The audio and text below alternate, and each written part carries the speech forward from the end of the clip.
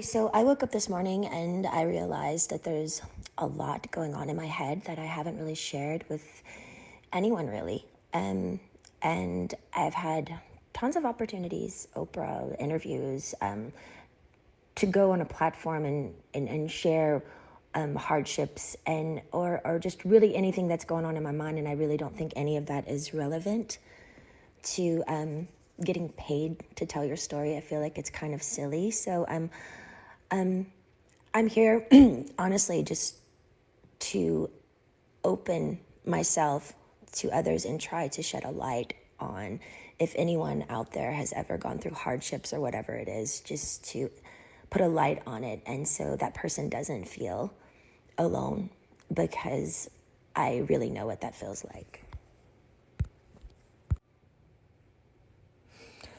I haven't honestly shared this openly too as well, because I've always been scared of the judgment and definitely the embarrassment of the whole thing, period, and the skepticism and the cynical people of what and their opinions of what people would actually think. I do think I'm in a place now where I'm a little bit more confident that I can be willing to share openly my thoughts and what I've been through, because I haven't really had that outlet to share completely openly for so long, just scared of judgments, thoughts of other people and what they think or what they may say.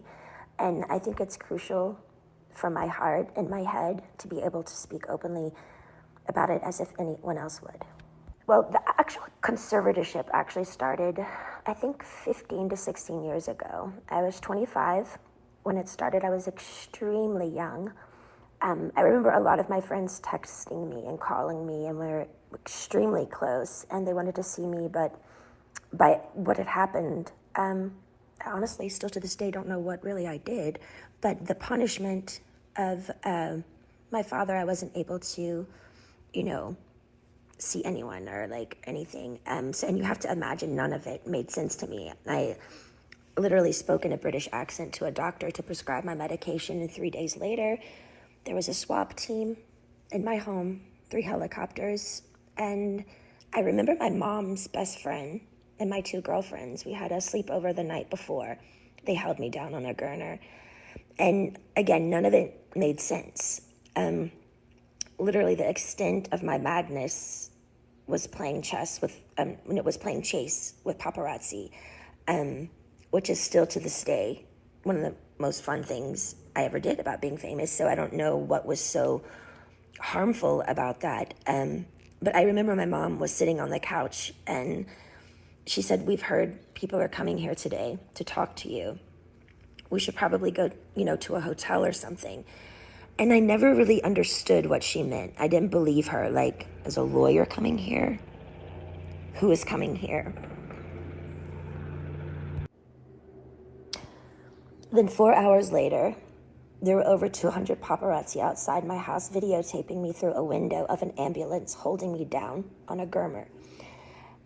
I know now it was all premeditated.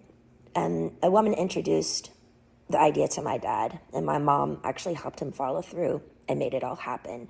It was all basically set up. There was no drugs in my system, no alcohol, nothing. It was pure abuse. And I haven't even really shared even half of it. I think the main thing I do remember when it started was my dad's control. He loved to control everything I did. I remember the first day he said, "I'm Britney Spears and I'm calling the shots." And I'm like, alrighty then.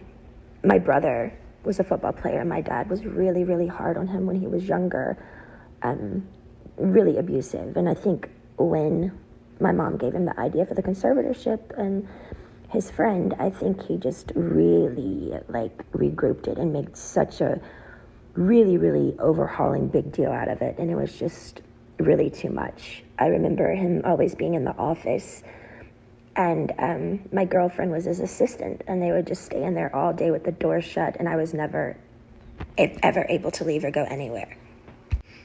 My first job, after the 2 weeks of being hospitalized and completely traumatized out of my mind, I did a TV show called How I Met Your Mother, and then I started working on an album called Circus.